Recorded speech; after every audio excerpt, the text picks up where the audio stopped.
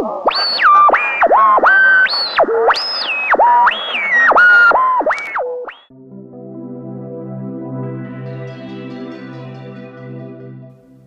in this video I'm exploring 4 ways to master negative self-talk.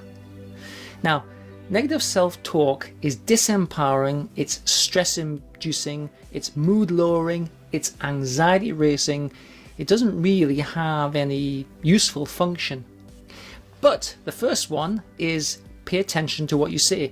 You might be amazed at the extent to which you use negative self-talk. Now you might think, well, it encourages me to try harder, it helps me to push through. But actually, negative self-talk has negative consequences, which is why it's negative self-talk.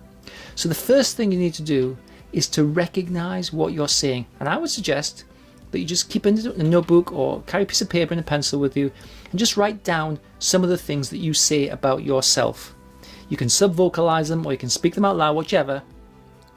Let's just pay attention and record some of the negative self-talk that you use. Once you start to recognize the negative self-talk, the next step is to recognize, acknowledge, and let it fly over you, not to pay attention to it. So imagine this, you've started to recognize some of the habitual things that you say about yourself. But when you say negative things about yourself, they tend to capture your attention. But imagine this.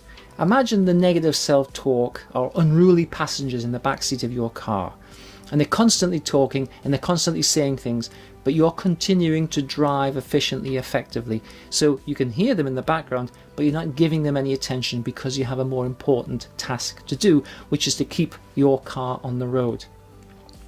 So the second strategy for managing negative self-talk is to recognize it, to acknowledge it, but not to give it any attention, because you've got more important things to do in your life. The third way of managing and eradicating negative self-talk is to stop using negative words and instead to replace active positive words. I can't, I can and I will. I don't know how to do it, practice makes perfect. The more I practice, the better I get, I might just need some help. I would like to go out, I would like that interview, I would like that drink, I would like that. So I would like rather than I don't like. I will or I am smart, I will do that. Next time or sometimes, next time it'll work out better, sometimes things come and sometimes things go. Sometimes it works out, sometimes it doesn't work out. So recognize the negative words and transform them, catch them and transform them into something which is more positive and even, let's say, more productive in your life. The fourth one is to practice speaking about yourself in the third person.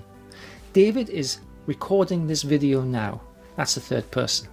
There's quite a lot of evidence to suggest that it takes very little effort, once you get the hang of it, to talk about yourself, to think about yourself in the third person. And that means that you're imagining that someone is talking to you and you're using those words yourself. And what it does is it sort of distances you from being in an intense experience, and it's used by ultra elite athletes. It's used by people who want to manage things such as depressing states or anxiety states, and it has quite an emotional regulation characteristic to it. So for instance, if you're thinking about depression, Dave's feeling a bit depressed today, but sometimes he feels better and sometimes he feels worse. He's just got to do something productive to make himself feel better. Well, Dave's feeling a bit anxious today. Sometimes he feels more anxious, sometimes he feels less anxious. But he definitely knows that staying in bed always makes him feel more anxious, and getting up and doing something constructive always makes him feel less anxious. Come on, Dave, get out of bed, do something constructive.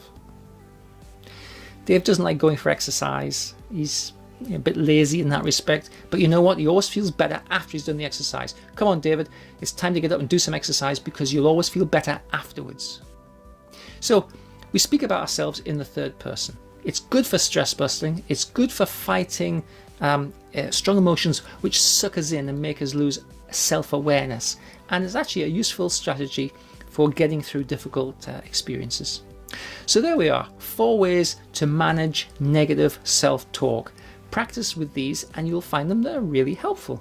Thanks for taking the time to watch and listen.